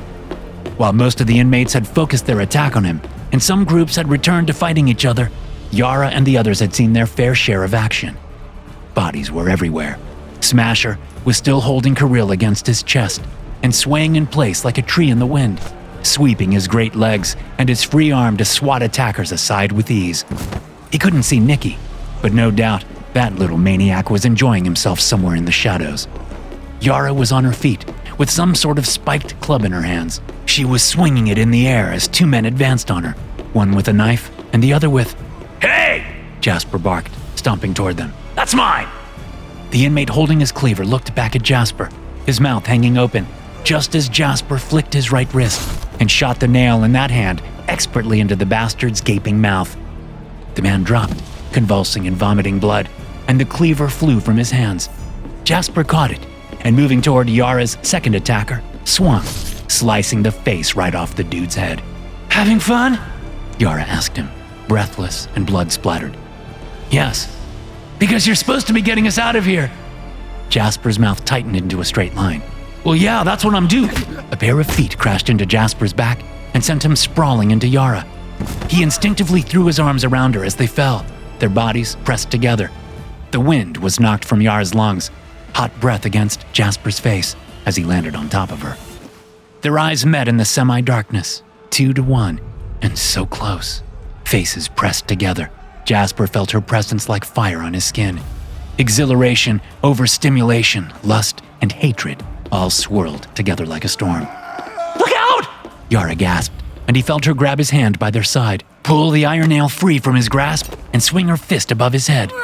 Someone landed on Jasper's back, grunting as Yara stabbed them. Jasper felt blood stream onto the back of his head. The warm liquid soaked his hair and dripped off his ears, trickling onto Yara's face beneath him, across her cheeks, into her left eye socket, into her open mouth. He stared down at her in the darkness, the fresh corpse on his back pinning him against her body. Yara looked back at him, then her bloody face started up, her slippery lips sealed themselves onto his. Her breath was cool in his mouth, and her tongue was warm. He tightened one arm behind her, pulling her closer, as his other hand pushed against the floor, lifting them so that the corpse rolled off his back. Jasper rose to his feet, one hand clutching Yara against him, while her tongue moved in his mouth, the other tight upon his cleaver. He heard the next attack half a second before it came, and dropping Yara onto her feet, he spun. His left hand snatched up to catch a club mid-swing. Then he swept the cleaver in his right hand down with such ferocity that it sank through the attacker's collarbone and clean through the man's torso, slicing out beneath the opposite armpit. The prisoner's body fell to the ground in two bloody halves as more gangsters sprinted from the darkness. "Stay behind me," he commanded Yara, throwing the cleaver. It sank into the face of the next attacker, and as that body went limp and toppled toward them, Jasper felt Yara's arms slip around him and hold fast against his chest. As she squeezed her body against him from behind, Jasper reached out to grab the handle of the cleaver and wrench it free from the falling corpse. The next man leaped at them, wielding a steel shiv so long it might as well be called a sword. Jasper dodged to the side, but his feet collided with Yara's and they stumbled, barely avoiding the opponent's swing. The attacker grinned, showing a full set of golden teeth, and brought back his blade for the next blow. "Damn it," thought Jasper, clutching Yara's wrists against his chest with his left hand as he parried the next attacker with his cleaver. "Find my rhythm, Yara." The attacker stabbed, and Jasper swept his left foot back as he turned his body out of range. He felt Yara's foot moving beside his and felt her cheek press against his back as she held him closer.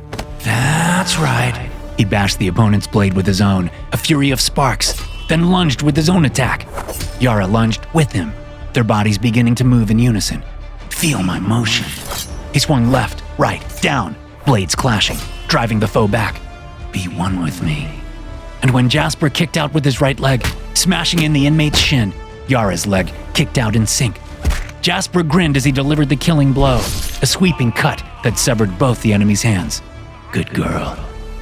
Jasper released his grip on Yara's clutching arms, freeing his left hand to punch faces, to catch clubs, to break bones, while his right wove the cleaver through the air. And all the time, while his feet darted side to side, forward and back, Yara stayed with him, her arms around his chest, her cheek against his back, her body pressed against his as he blocked, swung, stabbed, and thrust again and again. It was almost too much. The intoxication of this feeling. Jasper had always seemed to absorb a sort of dark energy through the act of killing, but this was something new. A new color of energy, vibrant, blinding, dangerous. The herd of enemies was thinning fast, and Jasper took a moment to reach up and feel at Yara's soft hands again.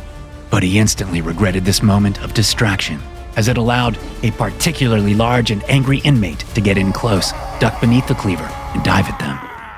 Jasper caught a quick glimpse of a swastika tattoo atop the attacker's bald head before that head slammed into his chest. Jasper grunted as he and Yara were thrown backward and knocked apart, falling and rolling over bodies and broken tables. Jasper shook himself, trying to clear his head, to fight off the sensations of pain and dizziness as he clambered to his feet.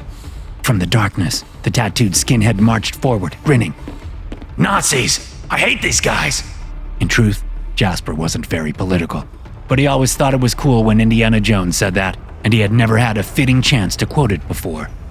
Jasper leaped forward and swung the cleaver as the burly foe threw a vicious right hook.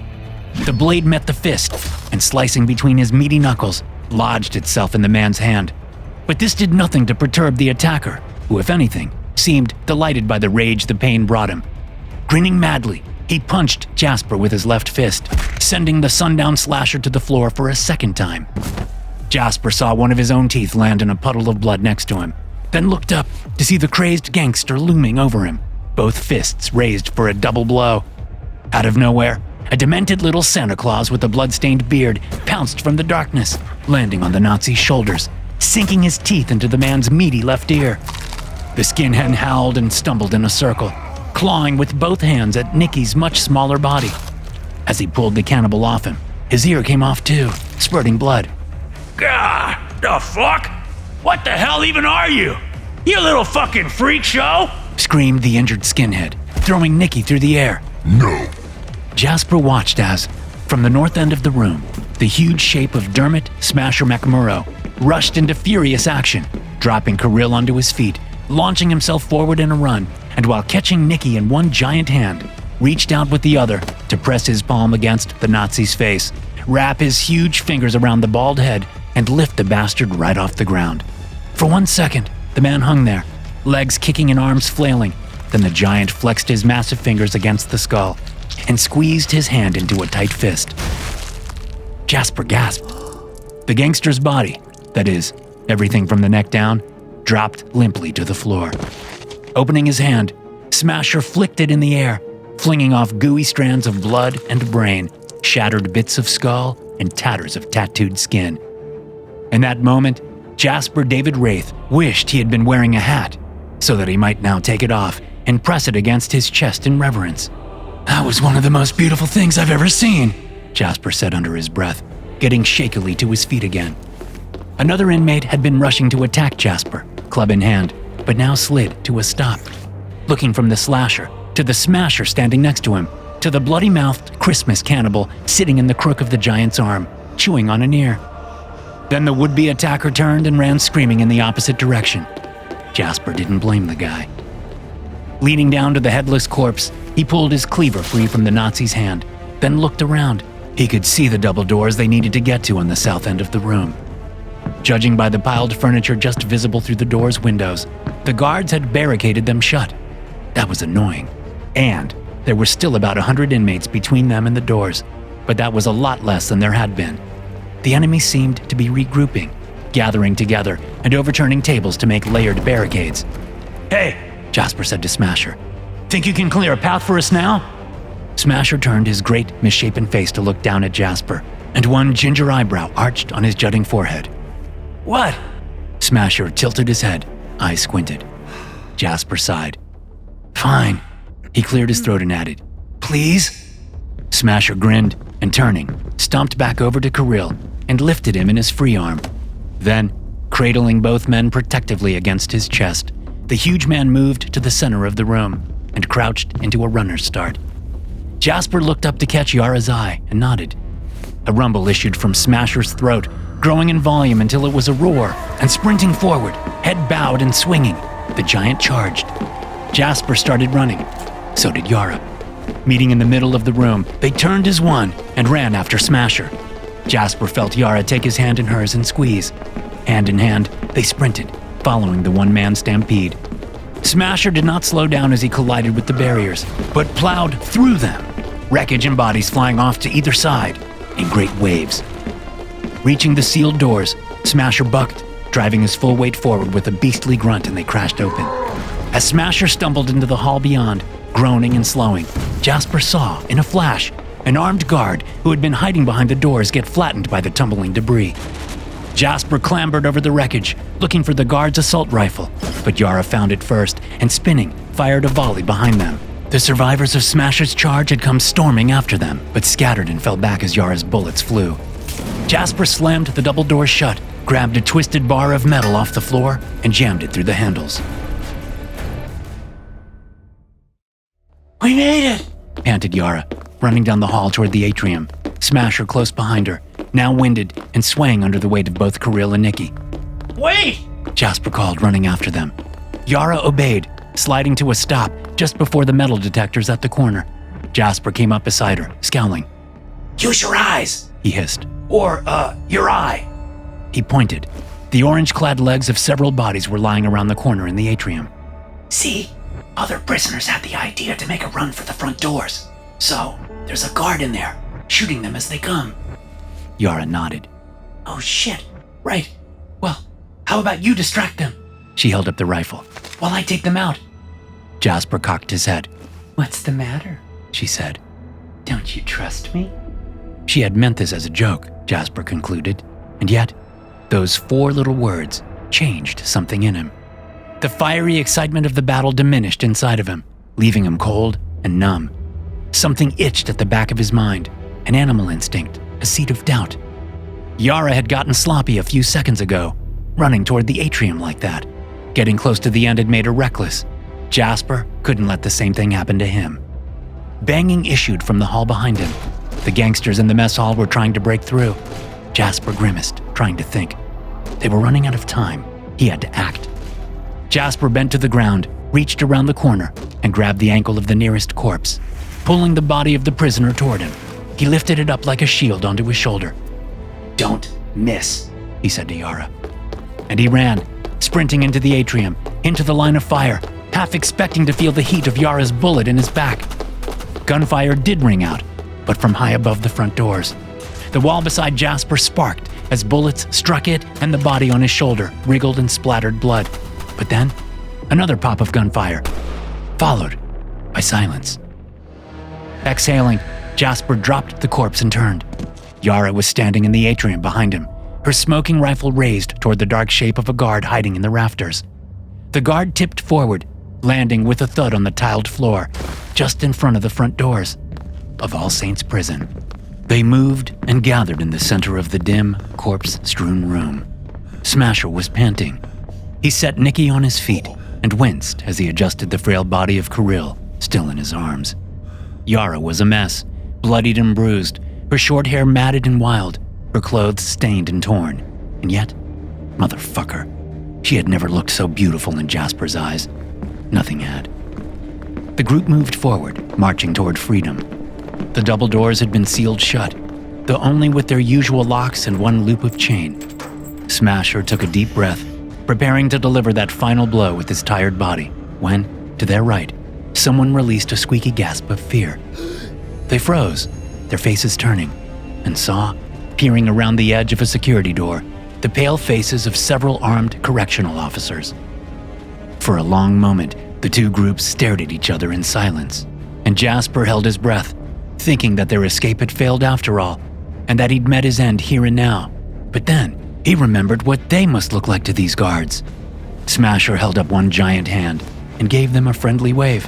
Nope, Proclaimed the foremost guard, shutting the security door and locking it with a click. Jasper exhaled and turned back to the front doors in time to see Smasher kick them open with a grunt. A wall of icy air rushed into the atrium.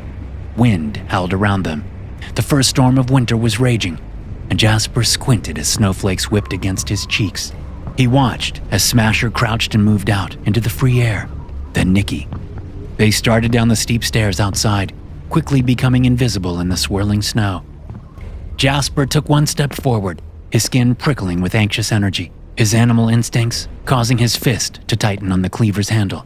Beside him, Yara started forward too, her hands firm on the assault rifle, her breath held. He locked his gaze on the back of her head and saw her start to turn, saw her one eye swiveling to face him, and he knew. Time stopped. The snowflakes seemed to freeze midair. His heart halted mid-beat. Jasper stared at Yara, the one-eyed wolf, Captain Mesty. She who had come into his life, made him feel special, made him feel seen, and then betrayed him. And it was happening again, wasn't it? She was about to shoot him, to leave him dead and bleeding on the floor while she went off to live some happily life with her twin brother, with the family member to whom she felt eternally bonded. That bitch. That selfish, seductive, life-wrecking, beautiful, beautiful bitch! Time resumed. His heart pounding, the snowflakes biting at his skin. Yara turned toward him. In a flash, Jasper raised the cleaver, twisting himself away from the barrel as she raised her gun, and slashed, just as she tried to lurch out of his weapon's reach, and fired. They both tumbled backward, grunting, slipping in the fresh, icy snow, and dripping blood from their wounds as their weapons clattered across the floor. you bastard! Yara screamed, clutching at the right side of her head and the horizontal gash he had just given her. Half her right ear had been cut clean off. Bitch! Jasper shouted, looking down at his left arm, where her bullet had punched a hole through flesh and bone just above the elbow. You were going to betray me! What? You were going to betray me! Weren't you? Jasper ground his teeth. I don't know. Were you? I don't know, okay? Fuck! They stared at each other across the floor, breathing hard. Then a crash sounded from the hall. They heard a host of men running and screaming toward the atrium. Gritting in pain, Jasper scrambled to stand up, slipping in the bloody snow, and stumbled toward the open doors. Yara got there at the same time, slipping and grabbing at the doorframe. Their bodies collided. Yara shoved against him, but he twisted and brought his open right hand down in a thunderous slap. She was knocked backward and lay sprawled on the atrium floor, even as a swarm of gangsters appeared around the corner of the hall behind her. Jasper turned and rushed outside. The bitter wind almost knocked him over, and the snow swirled thick and silver in the night. He started down the stairs but slipped, landing hard on his back and sliding all the way down the jagged steps. Clambering to his feet at the bottom, he rose and lumbered forward into the storm. Someone was standing, alone, a few yards ahead of him. Someone in an orange jumpsuit. Yara! Jasper hurried past Carrill Volkov, casting that waking skeleton a final little grin. Let the scrawny bastard freeze. Jasper held up an arm against the wind as he trudged on, trying to make sense of where he was. He could catch, through the swirling snow, brief glimpses of the guard towers atop the walls, and then, to his right, he heard police sirens approaching through the wind. He squinted, seeing the closed gate there, and the shape of guards outside. They'd be letting in police cars any second. He had to hurry. From the prison behind him, Jasper heard the roar of gunfire. He didn't care what it meant. Shivering in pain and fury, Jasper moved through the snow, then bumped against a parked car. He peered in through the car's frosty windows. It was empty. He hurried to the car behind it and stopped, sighing in relief. The light was on inside the car, and he could see, behind the wheel, an older black man in a suit, arguing with two very strange-looking passengers in the back seat. One was very small, the other large, so large that he barely fit, and the car tilted under his weight. Jasper approached the passenger side door, smashed the window with an elbow, and unlocking it, climbed inside the car. All three men looked at him, Hi there, said Jasper, and reaching over, he seized his right hand around the driver's throat. You must be Charlie. The high gates of the prison complex had only just been opened, allowing in the first of what would be many police cars, when another vehicle came barreling out of the prison grounds, driven with expert precision over the snowy pavement. In the passenger seat, Jasper clenched his teeth in a grimace. He would have preferred to drive himself, but his injury would make it difficult, and he didn't know where to go. But this Charlie guy was no slouch behind the wheel. Swerving left onto the icy road, the car drifted in a tight 360, missing another police car by inches. Then Charlie jerked the wheel to the right, swerving them off the embankment there, and down a steep slope toward a looming forest up ahead. What the hell are you doing? Screamed Jasper, grabbing the dashboard with his right hand to brace himself, sure that Charlie was about to crash them into a tree. You kill, said Charlie, maneuvering the car toward a specific spot in the snowy tree line. I drive. The car bounced as it sped into the woods. They drove on blindly, speeding through thick brambles, branches scraping the sides and roof of the car, missing every tree. I know every road and path in this county, big and small. This is our getaway path. Jasper exhaled, trying to get his aching muscles to relax. Charlie did seem to know what he was doing. Yara's long-term, suspiciously devoted driver had surprised Jasper with his initial insistence not to take the fugitives anywhere. Charlie had been completely unfazed by Jasper's threat of gruesome murder, but in that moment, Jasper had known just what to say. You've got a family, right? Would they really want you to die here like this? Besides, she's still alive, Charlie, back in there. She won't make her pickup tonight, but think about this. The last thing you can do for Yara before you die is to get me as far away from her as possible. And now here they were, speeding through the woods on a path only Charlie could find. It hadn't really caught up to Jasper yet, the insanity of what they had just pulled off, or the fact that he was now free. And holy shit did he have a lot to process. There was that thing Dr. Sunday had said about his birth mother. That was only an hour ago, but it felt like a distant memory. And there was the question of what exactly he would do with the two killers in the back seat. He had never planned on having his cellmates with him on the outside, but he knew he couldn't take out Smasher without a proper weapon. But who knows? Those two might already be planning to take him out. And on top of everything else, there was the little matter of not getting caught again. Boy, these things were easier when Yara was making the plans for him. Jasper frowned, coming back to the moment. What is that? My phone, Charlie told him. It's in my right pocket. Jasper reached down and retrieved the phone. The call was coming from an unknown number, but Jasper knew, somehow, who would be on the other line. He hit answer and held it up to his ear. Charlie, where the hell are you? Called Yara's voice from the phone. We got out. I stole a cop car. I'm heading west. I'll need to change cars soon, but I think I'll make it. The snow was a big help, and I did it, Charlie. I got him. I got Carrill. Charlie, are you there? Impressive. There was a long pause. Snowy branches swiped by the windows and icicles clattered onto the windshield. You, too. Yara finally said. But, Jasper, what happened to Charlie? What did you do? He's right here, with me. He's a really good driver. I can see why you hired him. Do not hurt him, Jasper. Do you hear me? You owe me that. I am the only reason you're not still locked in that tower. Jasper said nothing. And you and me? There's still well, you know. Unless something bad happens to Charlie. Jasper, tell me you understand. He took a sharp breath in and let it out slowly. Be careful driving tonight, Yara. Promise me you won't hurt him. The roads are slick. Jasper, please. TTYL. He hung up the phone, tossed the phone out his broken window, then leaned back in the seat, wincing as his arm settled. The car bounced out of the forest path, swerving over a stretch of snowy field beside the highway. Then Charlie turned and managed to drive the car up the embankment and onto the mostly empty road. So, where am I taking you? Charlie asked. Jasper looked at the driver. There was sweat on the man's face, and he was clutching one hand against his chest. Jasper was about to admit that he had no idea where they should go, when a big hand reached from the back seat, tapped the driver's shoulder, and pointed at an exit sign ahead. Charlie squinted through the snow at the sign. Little Dublin? You sure? That neighborhood has changed a lot. You might not have any associates there now.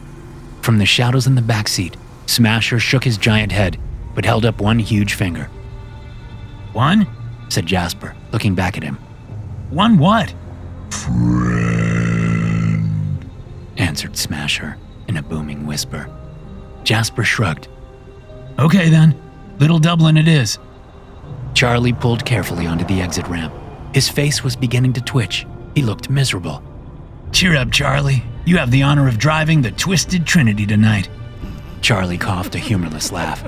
Careful there, Wraith. Once a man starts believing in his own legend, it's usually a sign that his time is up.